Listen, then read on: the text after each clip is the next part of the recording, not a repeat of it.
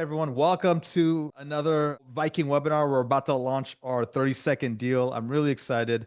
And today I have two good friends, Judah Fold, our Vice President of Acquisitions, and Chris Paranello, our Vice President of Investor Relations. So, guys, it's interesting. 10th year anniversary of Viking, big deal. And then doing a really cool deal launch here. Yeah, each deal that we do seems to have its own kind of unique nature to it, but this one in a lot of ways feels appropriate for the 10th anniversary. Excited to tell all our investors about it. And there's some, old, some of the good stuff they've always seen in the Viking deals and some new as well. So I think it's going to make for a fun webinar. Yeah, absolutely. Chris, what do you think, man? Yeah, incredibly excited about this one. The area is prime to really focus on and doubling down in this area with the Peoria Gateway project. It's exciting. Yeah. So, the big, beautiful bill passed, some big positivities for real estate. There's a lot of traction in rent growth now. And though there was some turbulence and a little bit of volatility for the last couple of years, we seem to be at the point where it's starting to become more of a buyer's market and there's a lot of opportunity in the next couple of months to couple of years, actually. So, Judah, you're on the ground. What's your sense of things? We look for, there are all different kind of indicators we like to point to. One of the ones I'm focusing on, probably on a daily basis, if not hourly, both within our own portfolio and all the deals that we see coming in, are trade outs, right? What are new leases doing on a property and what are renewals, right, of current tenants doing on a property? And there was a good period of time where in a lot of the markets that we saw, there was some negative movement, or as best it was flat. Now we've seen renewals tick back up to that 3, 4, 5, 6% even. And new trade outs are kind of, pretty much flat, or in certain properties in certain markets, new leases are coming in at that, we're starting to see 1, 2% growth. So blended, right? Because a property has both, usually, hopefully if it's operated well, 50 to 70% renewal rate, with the remainder being new leases. We're starting to see an average of 1, 2, 3% rent growth again on properties. So that's a great stat. For a while, it was skittish there, property by property, but across the country, certainly the markets that we look at, we're starting to see that rent growth kind of coming back. And Chris, I want to ask you something. I know you mentioned something, I remember a couple of webinars ago where you were talking about we're almost rooting for the interest rates to sort of stay put while we come in and take advantage of all these deals. And this is one of them. I mean, the discount we're going to share with you guys is going to blow your mind that we're getting this off-market deal for. But that being said, if as we acquire these deals, Chris, what do you think is going to happen when they do cut the rates at some point? Well, I think that's what's really exciting. What's really exciting is the rates staying elevated created a ton of opportunity, which you alluded to, I mentioned before. But the timing is really perfect for us because we know the macro trends are moving in the right direction. Absorption has been better than people anticipated. Rates are on their way down, even though they're moving down slowly. And 2, 3, 4 years from now, you're going to have the cap rate compression that we've been waiting for. Yeah, absolutely. So, guys, with that, let's get this webinar slides up. And I want to make sure this chat box is working, guys. First of all, how is everyone doing? Hope you guys have a great Wednesday. Instead of, we usually ask the same question. Hey, where are you guys from? And that's all positive and people will get pumped up. But you know what? I'm going to ask a different question today, guys. I'm going to ask, hey, who went on a great trip or holiday or summer or vacationing? Where'd you guys go? Put it in the chat box. Put it in the chat box. I'm going to tell you guys where I went. I went to Bali and Thailand. Where did everyone else go? We got Grand Canyon. We got Alaska cruise. Wow. Orlando. Hiking in the Georgia mountains. Great. Barcelona, London, Dublin, Miami, St. Martin, Phuket. Okay, another Thailand person. Japan, Coney Island. Dude, people have been traveling. Chris, yeah. I know you're on holiday actually now, but we pulled you in for the webinar. Where are you at right now?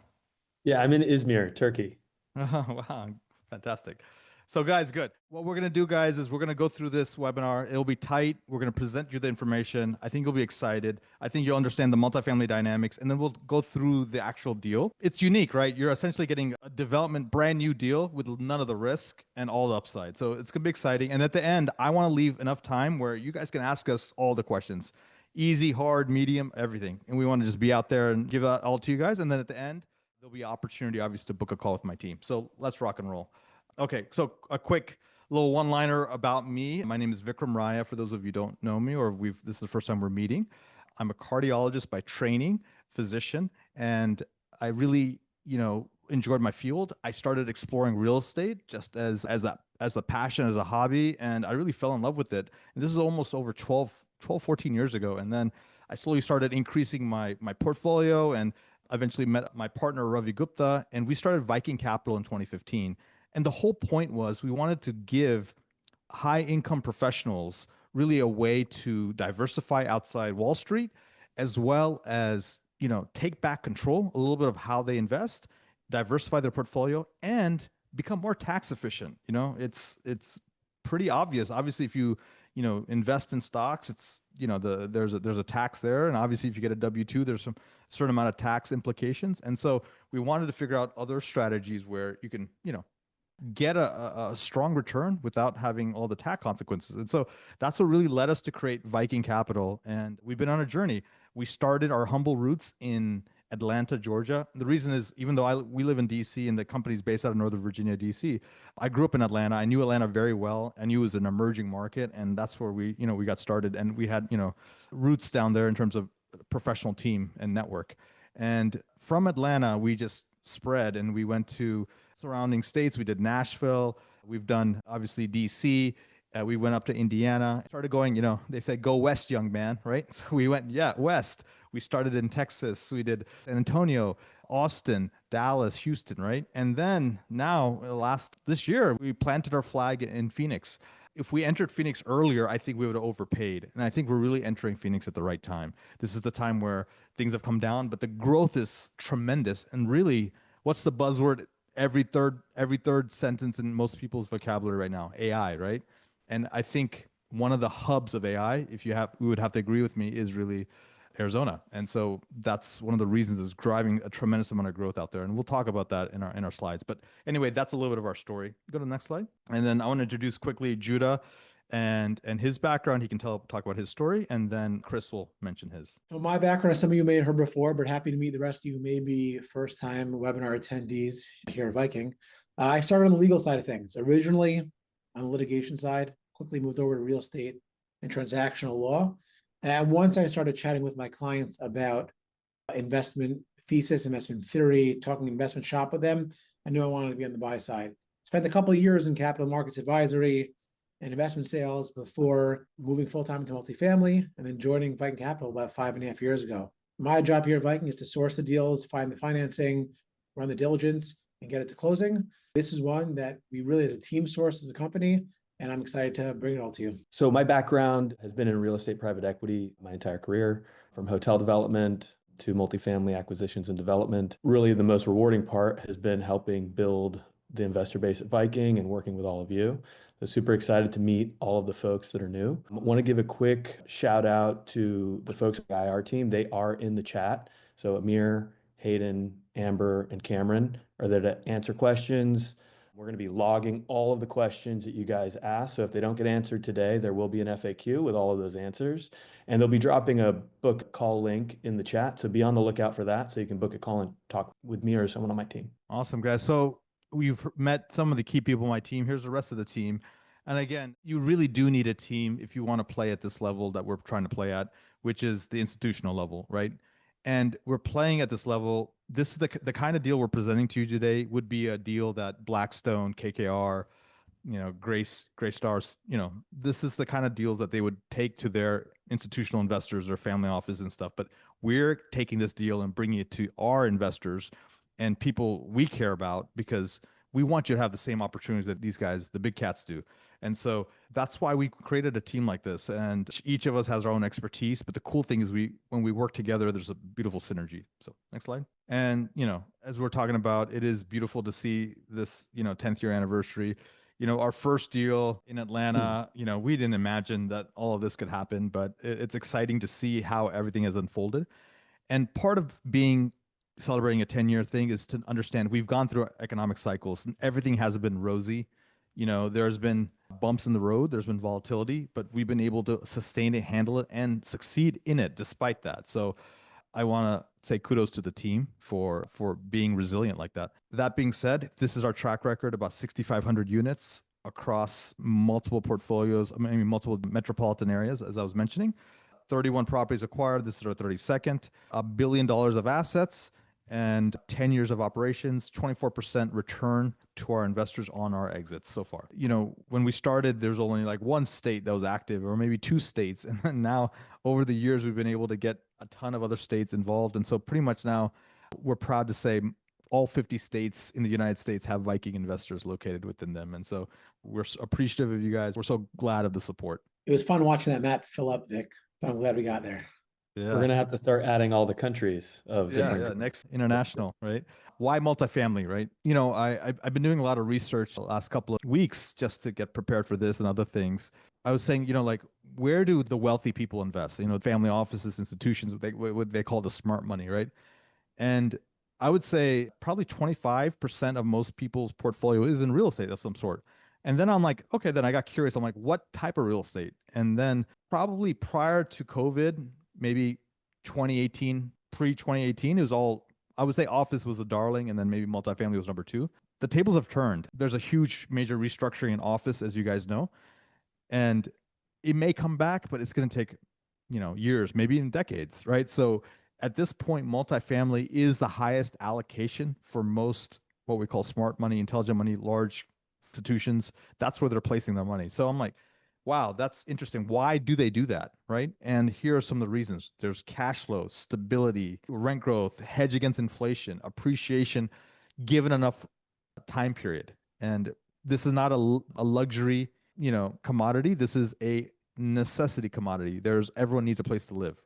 And obviously you can be profitable upon exit, and obviously you diversify your portfolio. So these are the reasons why we at Viking have solely focused on multifamily. The bill that passed in Congress stopped something called sunsetting. So the bonus depreciation, which is a tax strategy that is allocated to real estate folks, was being weaned off. Essentially 2025 was going to be 40%, 2026 was going to be 20, and then it was been done. There would be no bonus depreciation.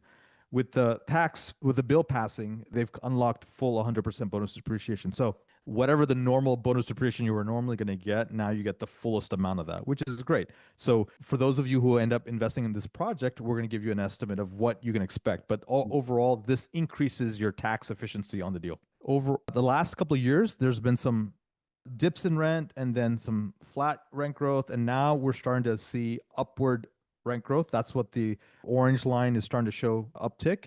And then the yellow line is showing what's going to happen in 2026, which is going to be a much more dramatic increase. It's relatively unaffordable to buy homes at this point. And so again, increased rental demand is being persistent. There's about almost a $1,600 gap between renting versus buying. So average home price in the country is what, $419,000. That's hard for people to afford, especially with some of the volatility or layoffs or whatever else is going on. And so people are still sticking to rent, and A class, B class, C class properties are all relatively, I think national occupancy, what is it, Judah, 90%, 92%, something like that. Yeah. So it's persistent. Yeah, people are renting, and they're not buying because they can't afford to. And as you know, there's a millennial trend. So there are people who are choosing to delay, buying their first home. And so it used to be earlier, right? In your 20s, maybe early 30s, you'd buy your first home. Now it's like closer to 36, 38. And then another spike we're seeing is people who are older are coming back and they're downsizing into apartments. And there are people who, again, in their 20s and 30s who are living in rentals as well. So there's a lot more demographics of people who are choosing to rent. And why would they be excited about renting? It's because it fits into their lifestyle. Millennials, Gen Ys, I don't know all the different generations, but they all have their own little unique things. But they rather have more amenities. They want more experiences and less about a large amount of space. They just want to have more utilitarian use. And so that modern design, attractive amenities, ESG, accessible to metros, that's what they're looking for. And that's the kind of assets that we're trying to find. And so with that, I'm excited to present our 30-second investment offering, which is Avondale Commons, located in Phoenix, Arizona. It's in an area called Avondale within Phoenix, which is just a suburb. It's probably located 15 minutes from the downtown. And it's super exciting. We're getting this completely off market. So here's why we fell in love with this deal. And here's why I think you guys will really consider this to add to your portfolio. Number one, not all off-market deals are created equal, but in this case, this was literally not going through a broker at all. We went because of our personal relationship with the builders. We were able to secure this completely off market, and it's a major, major, major discount. Like, this is probably one of the biggest discounts we've ever got on a project. We were able to do this and act very quickly. We showed them assurance that we can take care of this. And also, there's no bidding wars, which is very typical in the Phoenix environment. Number two, by us getting this position in this deal, we're essentially getting it below construction cost, which means that our investors are essentially protected, because if we end up selling it for what we built it for, that will essentially guarantee their capital and a decent return. We think it's going to go even higher than that, but that's already built in. This is an area that's called the Path to Progress. It's part of a larger planned community. There's going to be mixed use, and this is the apartment anchor of the mixed use, and all of that's already being developed, including Starbucks and restaurants and retail. Across the street from this project is one of the largest children's hospitals in Phoenix. Literally across the street. You can throw a football from our parking lot into the parking lot of the children's hospital. As you know, there's a ton of demand. More and more people are moving to Phoenix, especially this part of Phoenix, and there's going to be limited supply. And then we have another project probably 15 minutes away in a place called Peoria. And so the property management company that's going to manage that will manage this. And so there's a lot of synergy, what we call economies of scale. So we can share resources, employees, team members, so we can run both properties very tight.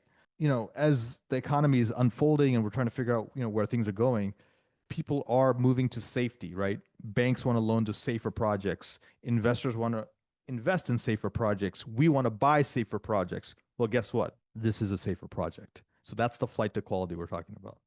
Here's our offering summary. So total units 324, build price over 122 million, nearly 123, debt 67.2 million, total equity 55, almost 56 million, interest rate 7.5%. Our hold period is 5 years. On the left side is the total cap stack. On the right side is going to be relevant to this raise. So 25.5 million in total Viking equity, which will make 19 million in Class B and just over 6 million in reserve class. We're really getting an amazing cost basis, as Vic mentioned. We're acquiring at 286 per door, as opposed to the nearly 380,000 to build new, which represents a 21% discount, almost $30 million. The question is why. So maybe Judah, you want to explain? Yeah, like absolutely. why? So, I mean, I'm sure a lot of our investors and people on the webinar have seen in the news and remember back in COVID, right? This is a new construction deal that is just finishing construction the end of this summer. Typically, it would take 2.5 years project of this quality, the stature, finish levels, amenities, which puts you going back 2.5 years, to kind of just towards the end of COVID, where there were supply chain disruptions, right? So that's one factor. Additionally, the original developer sponsor team took out a construction loan, now going back even before construction, 3.5 years ago, without a rate cap. So it was a variable rate construction loan. And without a cap, as rates kind of went up 3, 4, 5, 6 points, so did their debt service. And a lot of the money they had built in for reserves ended up going to debt service. So when there was any sort of disruption in supply chain, costs went up. They simply didn't have the capital to get it done, and the project slowed down. Fast forward to right now, the loan's coming due. They have an additional kind of secondary loan on the property as well. All are due. They need to put a new loan in place. They need to finish the construction, and they need a lot more capital to do that. We're coming in and using our money, putting it basically ahead of the previous money. So again, our basis is the new loan, which is a much lower leverage loan at a fixed rate, plus our equity. And that's where we stand in the capital stack. So that's a much, much more secure position below the cost of construction.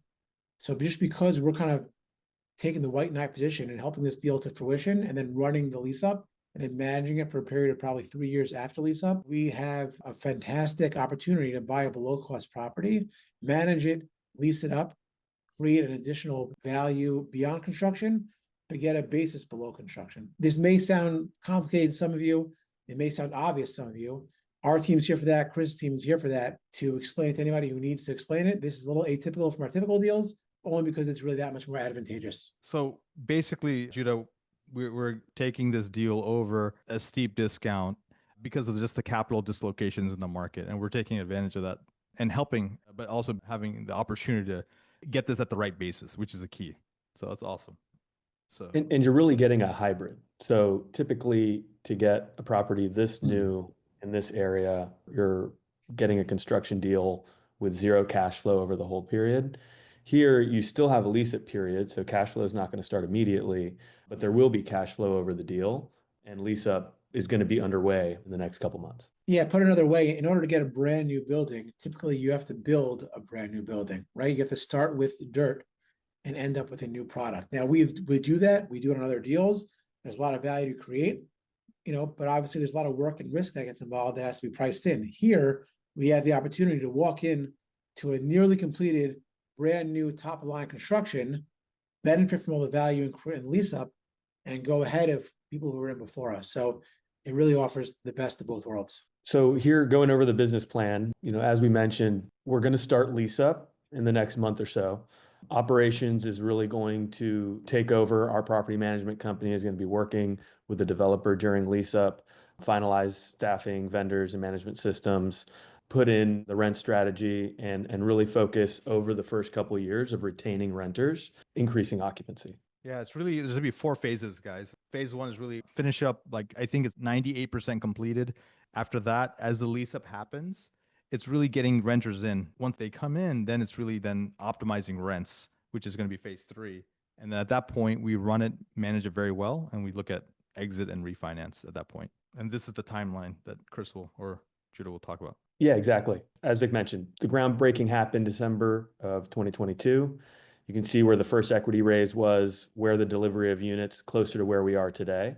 We're going to get through stabilization. We're going to be raising the capital for the new fixed rate loan and getting through stabilization with a projected sale date of 2030, which gives it enough time to build the NOI needed and also navigate to a time where cap rates are favorable for exit. Okay, so the investment structure. So for those of you who are familiar with Viking, typically we have 3 classes, Class A, Class B, and Reserve Class. For this deal, due to the stabilization period and the lack of immediate cash flow, the 10% Class A, no back end Class A structure is not available on this deal, but we do still have Class B and Reserve. Class B is going to have a 7% preferred return and an 80-20 profit share, with the LPs getting 80% and the GP getting 20%. The minimum investment for Class B is $50,000. Reserve Class, you're getting a bump, 8% preferred return, and you're capturing 10% of the GP's profits. So you're getting a 90-10 split. The minimum investment for Reserve Class is $500,000. Here we're going to go over the capital stack. So you can see the current equity in the deal. So these are the original investors in the development of this property over the last several years, $30.25 million. Then you have what Viking's bringing to the table through this offering, just $25.75 million. And then the debt structure, $67.2 million. The total purchase price is going to be $123,205,000 with the debt and equity seen here. Class B and Reserve that we went over on the previous slide, you can see the preferred return, 5-year hold, the equity multiple for Class B, 1.89%. It shifts to 2x for Reserve Class, getting that extra 10% of the promote split. The average cash on cash over the 5-year hold is 6.9%. And the average annual return for the respective classes are here, 17.87% and 19.78%. Here we're going to be walking through both a Class B investment and a Reserve Class investment. So one thing to keep in mind is that because of the stabilization, we anticipate distribution starting in the beginning of 2026, so January of 2026.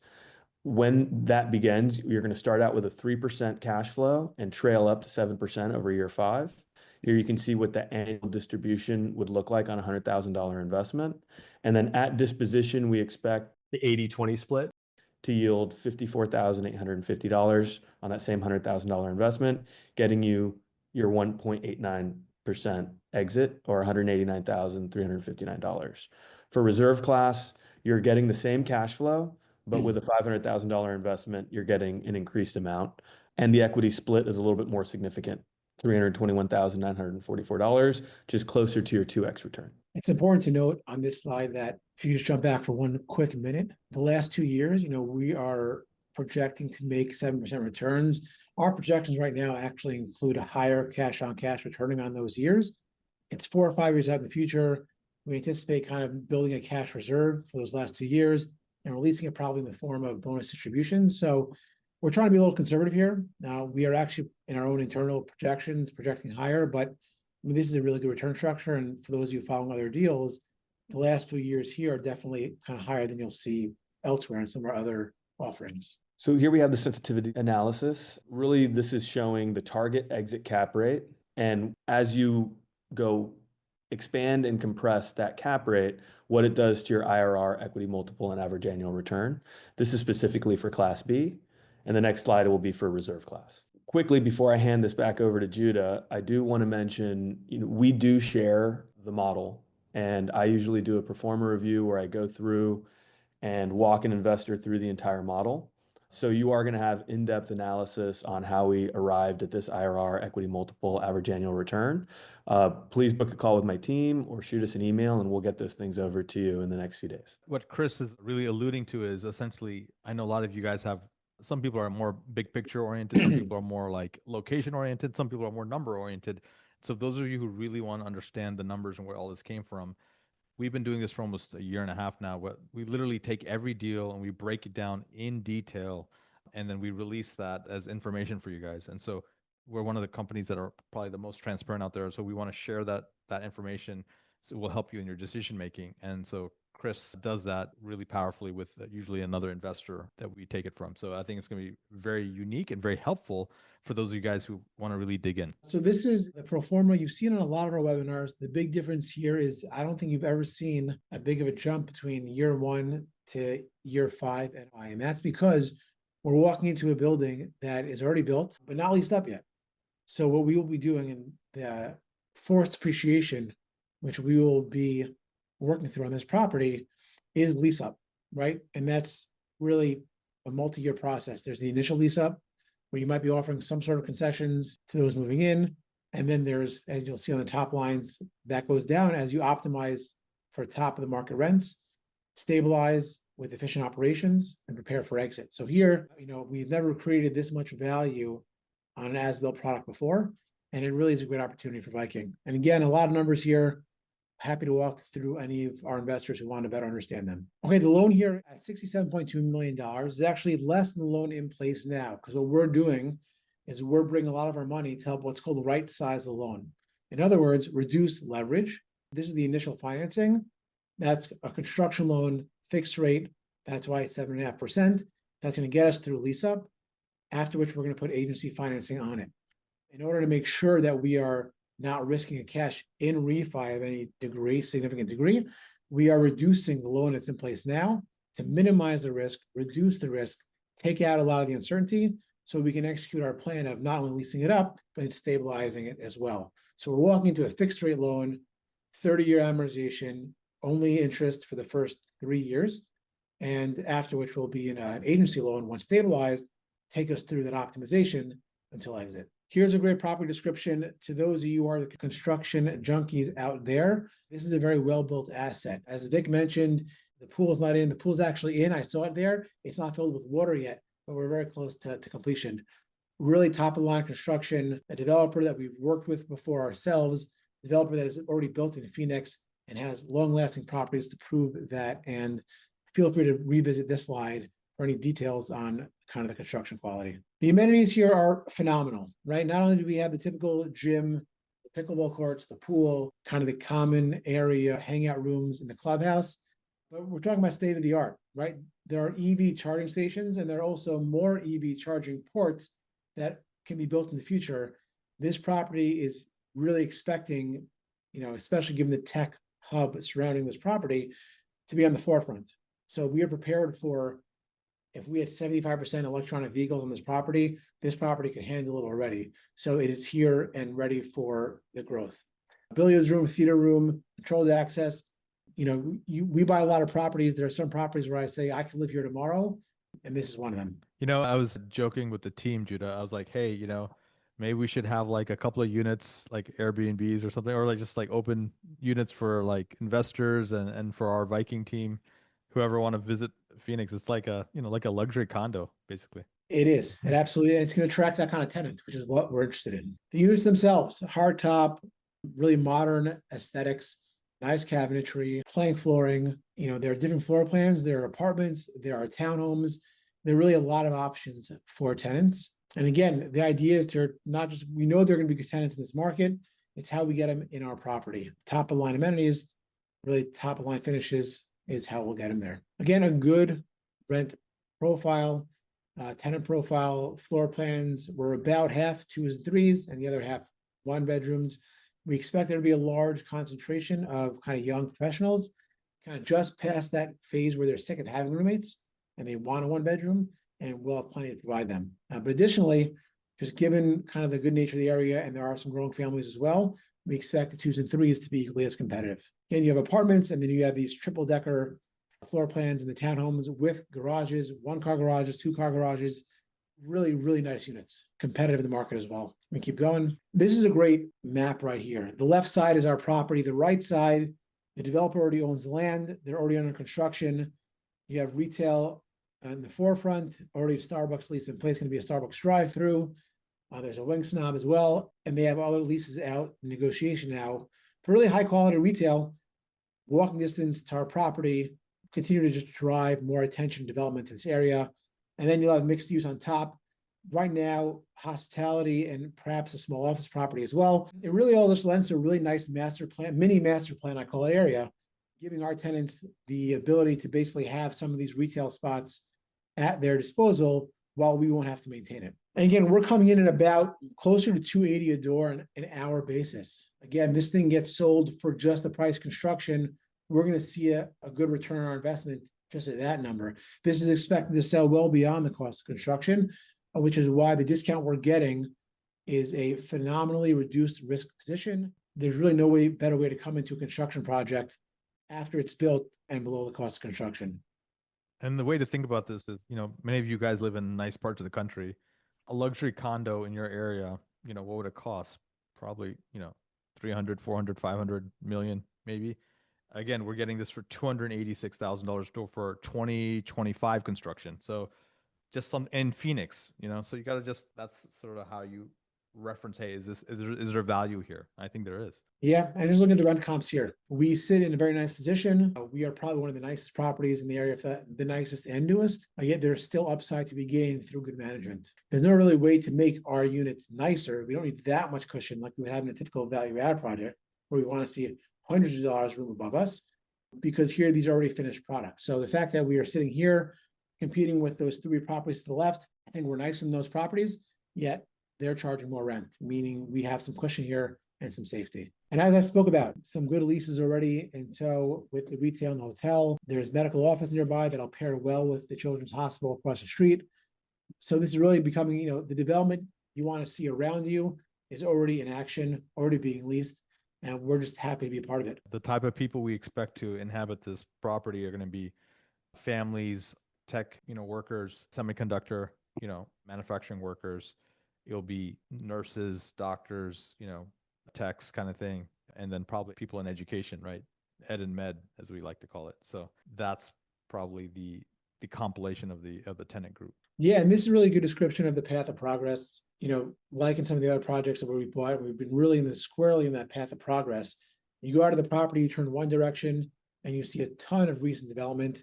You go a little farther, you see a lot of development that's maybe a few years old, and you walk out of our property, go the other direction, and you see stuff that's in the works. So here you should have a lot of stuff within 5 miles of the property. It's easy to throw a map out there of all of Phoenix, show you all the great things Phoenix has, but not all of that drives this property. Here you have really great developments, really good attractions, all within immediate proximity. And this is the Boulevard. It gets $2+ million a year. There's a sports complex. There's kids activities. There's a great place to eat, all within a short distance to our property. Again, this is when you have amenities of being in a great area that you don't have to pay for. These are going to drive the kind of tenants that we're going to be looking for. Think of the kind of tenants who are going to be eating at the breweries, at the nicer cafes, and that's who's going to be living in our property. Yeah. So and this is the hospital that's across the street. It is a large hospital, nationally ranked. You can see in U.S. News, locally ranked as being the main children's hospital in Phoenix. And it's across the street, and it's growing. Like many other hospitals that you may see in your hometowns, some of those major hospital complexes always have a crane in the air. There's always development.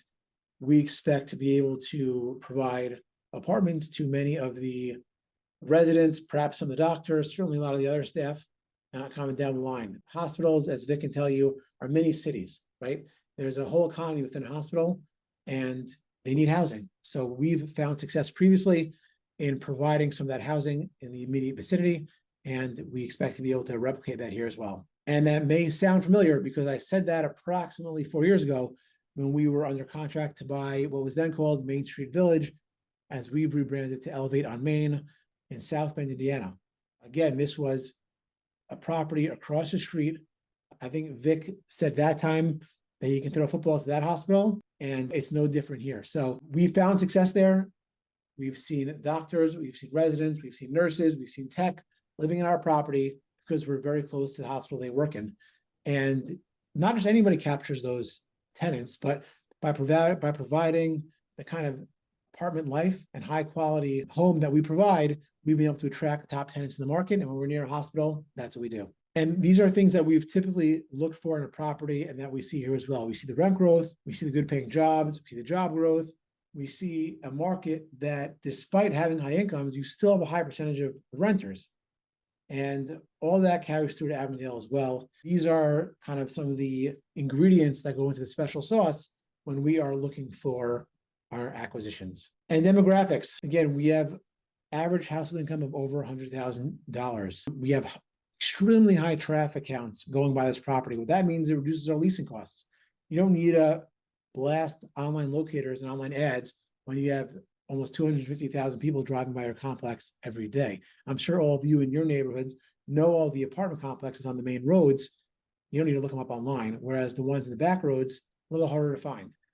Young ages, still a good amount of families, very low unemployment. So again, this is basically another way of phrasing what was the last slide of all the positive demographics which contribute to a successful apartment community. So we've talked about a lot of the existing retail job growth centers that exist already, but I think what's really exciting about this area, as you're looking at the path of progress, is what's coming.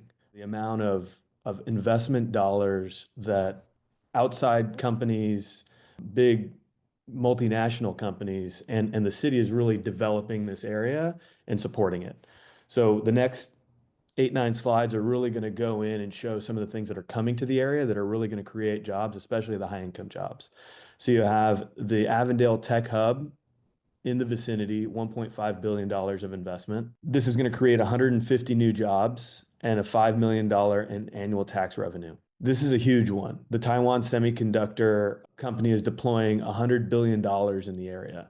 This is going to create so many jobs, and it's going to create the jobs that you need to satisfy new construction that has higher rents. A $65 billion project with 12,000 jobs, the Halo Vista. This is another investment from TSMC. And just to reiterate, because of the Trump tariffs, companies are being incentivized to not build outside of the US and to build in the US. And so TSMC was planned to have a Japanese chip manufacturing plant, and they decided to scrap the Japanese one and build the one in Arizona first. Right.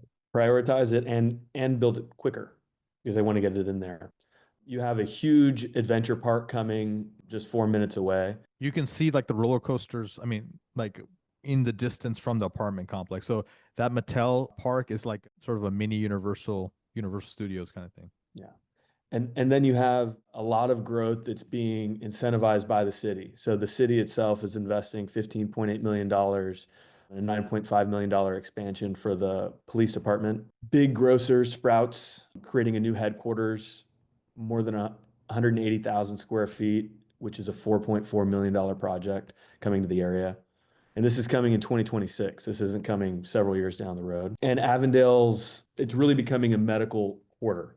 So you have 4 different hospital systems in the area, really bolstering the economic fortitude of the area. NASCAR, $500 million economic impact for the Phoenix Raceway. And then again, this is in Avondale, not necessarily Phoenix, like greater Phoenix. This is Avondale proper. Yeah, a lot of these are right near the property. So an Avondale Logistics Center with 300 plus jobs, $670 million investment from Nestle, $27 million investment from Coldwater Depot through a logistics center, and the Cubes at Glendale. Ashley Furniture Home Store is building a huge distribution center, 1,200 jobs, $100 million investment.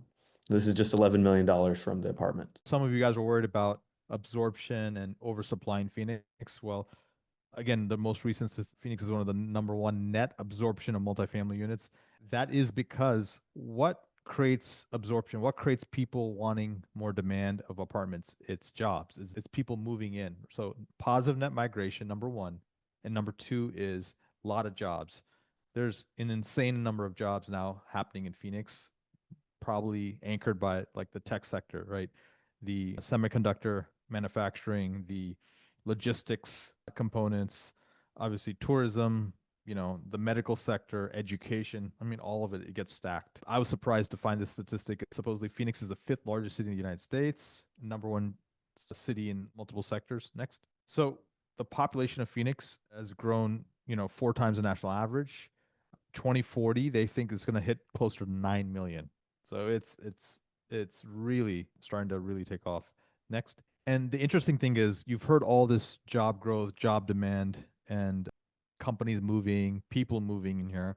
Then you've heard the population again growing, but combine that with, hey, Phoenix itself has 3 restrictions on building more things, more apartments, more land, because one, I think I saw some comment about groundwater and water access. So because of the water access, there's only certain areas where they can supply water to, and so that's limiting how much construction can happen in Phoenix. #2, there's Native American reservations all around Phoenix where you're not allowed to build. And #3, there's a lot of mountains where it's not feasible to build as well. So those natural restrictions, so decreased supply, a ton of increased demand, what's going to happen to valuations and prices and rent growth. Here's the top employers: Banner Health, which is a major medical center, 55,000; Amazon, Honeywell, American Express, St. Joseph's, Arizona State, all of them, Wells Fargo. So the CHIPS Act was passed, I think, in 2022, maybe 2023, and it was really passed by Congress to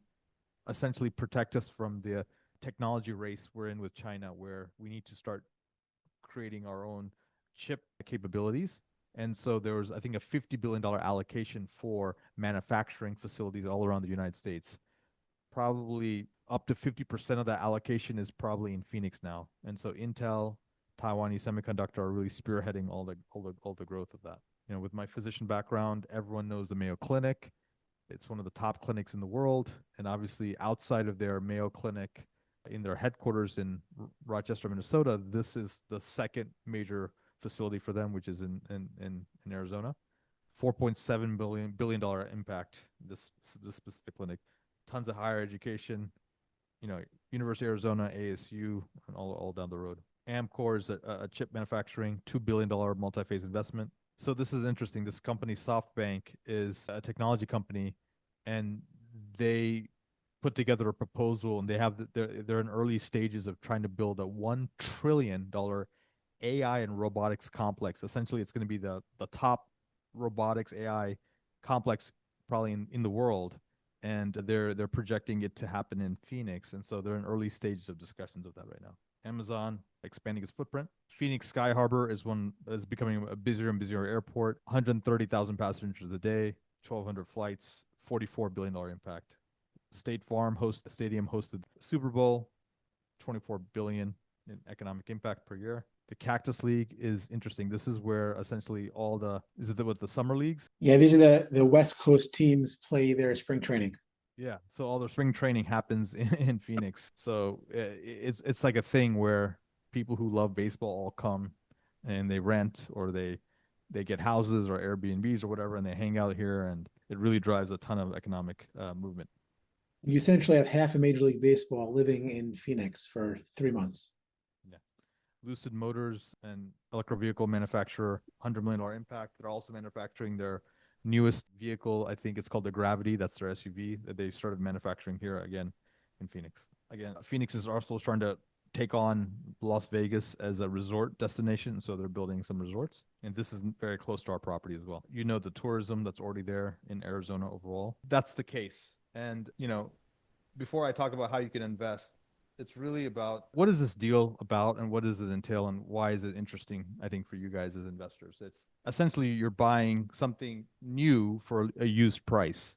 You're buying a Ferrari for like a used BMW. You're able to essentially take a deal which has zero cash flow and essentially it's going to have cash flow in the next 6 months. It will start having cash flow and it will keep steadily escalating over the hold period. The other thing is you're buying built in $30 million of equity, which is hard to do and is highly unusual, and it essentially de-leverages or de-risks the investor.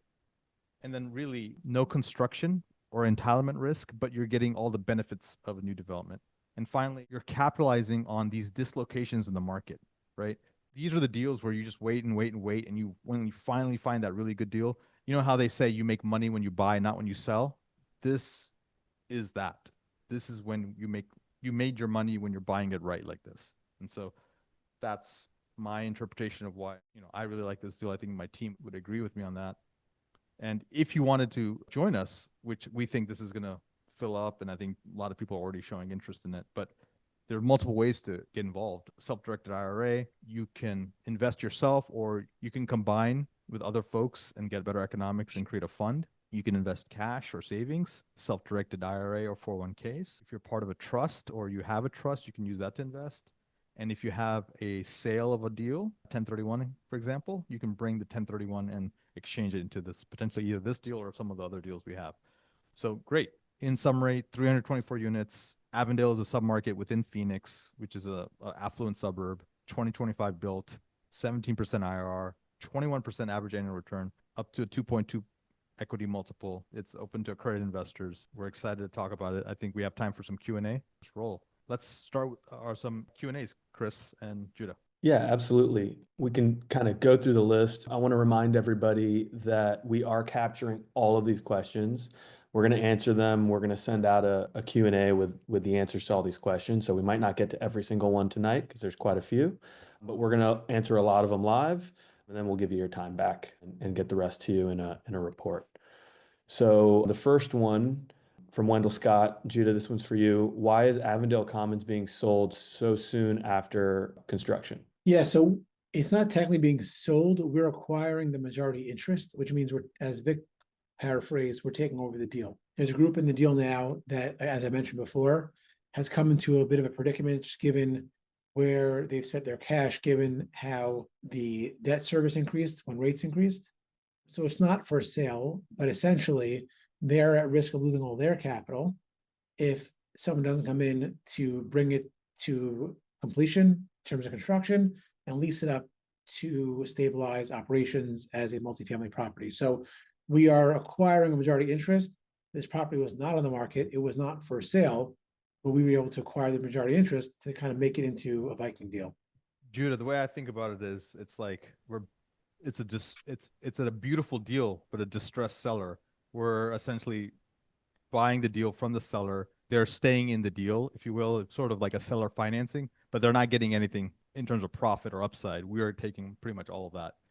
And so that is essentially the encapsulation. We can get into more details, on a one-on-one call, but that's how I think about it. It's like, hey, great deal, great location, great everything, but the seller had some challenges, and we're able to not only help but take advantage of it for our investors. Absolutely. And feel free to reach out to my team. There's a book a call link. We can go through the structure with you and explain exactly how the waterfall works on a one-on-one call. Be much easier.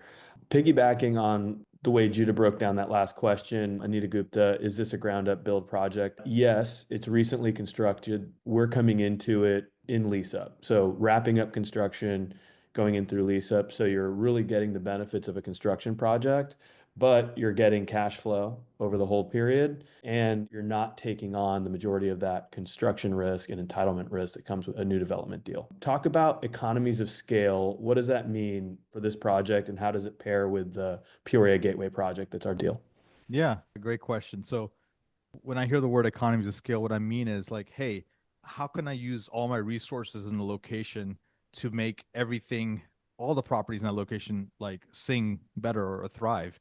And it's really because two properties very close by, same management company, joining of resources, even like material costs, renovations, whatever we need. We have multiple properties. If you just have one property, then everything is devoted to that one property, and you can't share it with other properties. So what it allows us to do is essentially both assets get to benefit. Probably we get cost savings, efficiencies, management, technology packages, you name it. It's all there. Absolutely.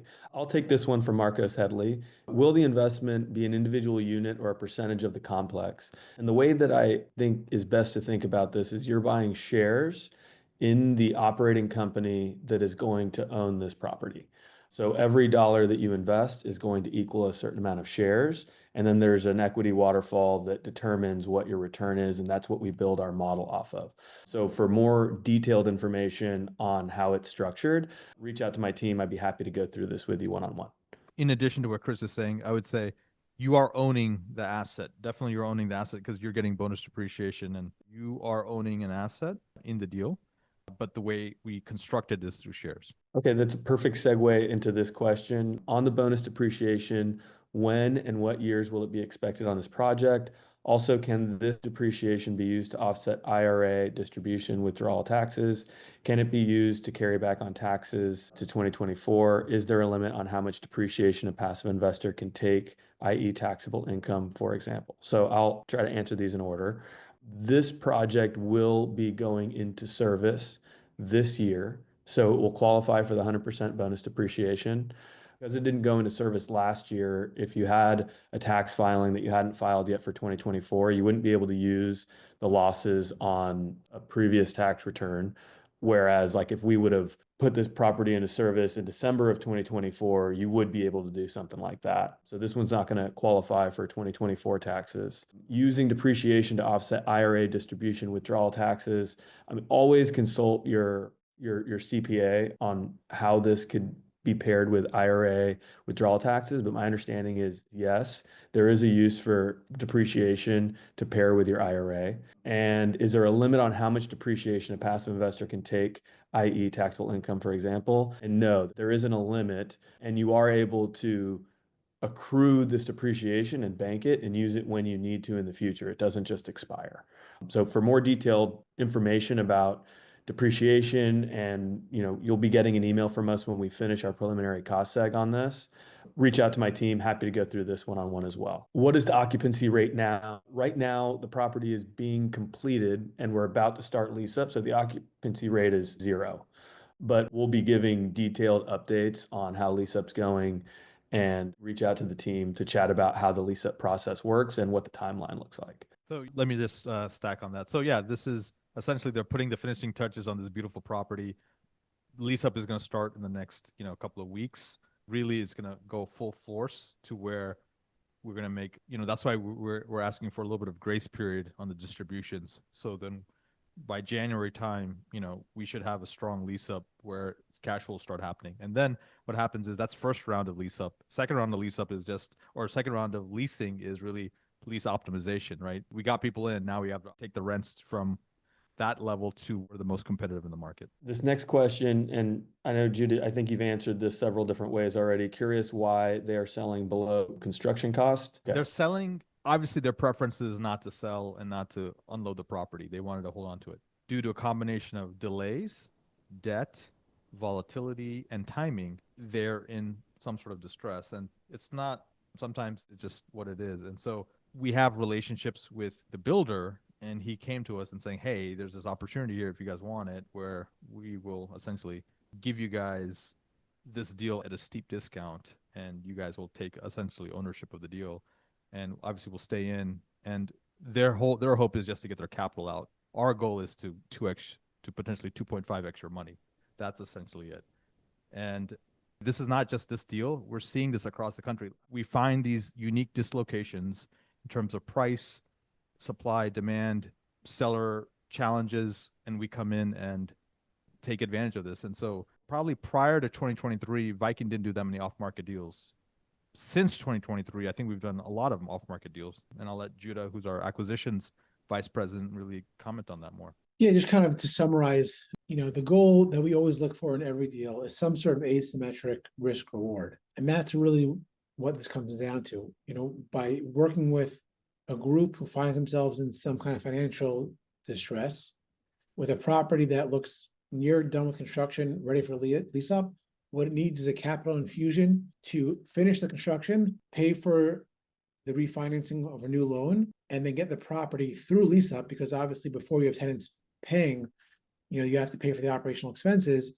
We have the opportunity to take the primary position, the senior position ahead of the prior group, and in a better position in the capital stack. You might have heard us in past webinars talk about replacement costs. We're happy if we can find a 20-year-old property that we can get below replacement costs. Here, we're getting a brand new property below the replacement cost, which is the cost of construction. That asymmetric risk reward, reduced risk given the property is already built, but still with the reward of bringing it through lease up and having the opportunity to grow that income from zero to the millions of dollars that you saw. That's the reward. So that's the unique position we find ourselves in, kind of being able to play the white knight to kind of save this deal, but taking it over and putting ourselves as our own equity investors ahead of the in-place investors. They're happy to just be able to get their money back, and we're happy to have a phenomenal deal to bring to fruition. Great. Thanks, Judah. Here's another question, Vic or Judah, you can answer it. How saturated is the Phoenix market, and what does that do to rental rates? When will leasing start on this property? Great question. So if you follow the news, there was a lot of development in Phoenix for good reason, everything you've heard here. And there was some overdevelopment. If you go to the east side of Phoenix, you go to Scottsdale, you go to Mesa, you go some of kind of the ritzier markets, high-end markets that were in the news headlines for the last 5-6 years, those saw a bit of overdevelopment. Here, they didn't see that overdevelopment, right? Glendale sits between kind of downtown in some ways and this property, not necessarily some of the best areas. So this didn't see that natural flow that led to overdevelopment that the east side saw. The conductors, the jobs that we described surrounding this area is what's driving the growth. It's really a natural supply and demand, job demand growth that's kind of fueling the more purposeful construction and is not party to any sort of oversupply that you see on the east side of Phoenix. And then, I don't know if you saw the statistic, but, maybe 2 or 3 years ago, there's probably some oversupply. But at this point, Phoenix has incredible amount of absorption going on right now. So we track those numbers very carefully. And so there's absorption obviously means that any supply is being leased up very quickly. And so Phoenix is the top city in the country that has the highest absorption at this point. Yeah, and just to stack on top of that, when we were out in Phoenix for the groundbreaking of our development project, Peoria Gateway, the CEO and the COO of Pegasus, our property management company, came out to the groundbreaking, and we all walked this property together as we were trying to figure out if we wanted to make this our next acquisition. And even though there is a lot of supply in the area, we build really reasonable and conservative lease up strategy around putting this together. So we're not expecting for this to lease up in 6 months and that it's just going to be fully occupied. We take into account all the supply that's in the area and have been very thoughtful about how we're going to roll this out. We can talk about this further on a one-on-one call. How much capital is needed to complete construction? When do you expect the cash flow? What's the timeline? So just to make clear, the capital that Viking's infusing into this deal isn't just to complete construction, it's also to right-size the loan. The total amount of equity that we're bringing to this deal is $25 million. We expect cash flow to begin at the beginning of 2026, so January, best case, worst case, February. The timeline for closing, we want our funding deadline is set for August 29th.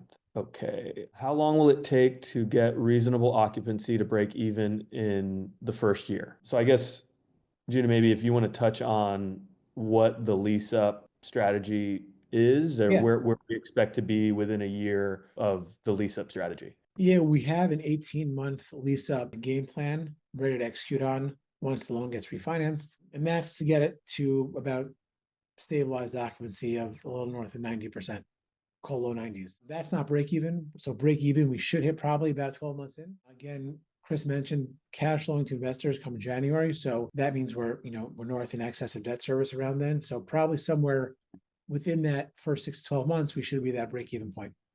So, guys, these are amazing questions, and they keep coming. And this is fantastic. But just due to the timing and just being respectful of you guys and the amount of time you devoted to the webinar, we're going to start wrapping up here. I encourage you guys to book a call. Like, we really want to individualize this deal for you and your investment strategy and what makes sense for you and your family. So click the link, scan the code, email us, but let's get on a conversation with my team. Chris has created an amazing team, Hayden, Amber, Cameron, and himself, and they're really well versed to handle all your questions and really get you what you need so you can help decide and move forward on the project. This will obviously get filled up as a lot of our previous projects get filled up pretty quickly. Of all the previous projects, this is one I'm super excited about because of just the value that we're able to pass on to our investors. So I'm excited. I'm pumped. Hopefully you guys can join us on this project. So please click the links, book a call, and talk to our team. And with that said, Judah and Chris, any parting words? I'm excited for everyone to take a look at this one. This one's certainly unique. Yeah, clearly we're both very excited. As you mentioned, this is a unique deal. I anticipate having a lot of one-on-one conversations with everyone that joined the webinar. Thank you so much for joining. We'll get all of these questions compiled and answered, and anything that you think of, just reach out to our team. We're here to help everybody understand how this works, where the risks are, where the soft spots in the deal are, and hope to talk to you soon.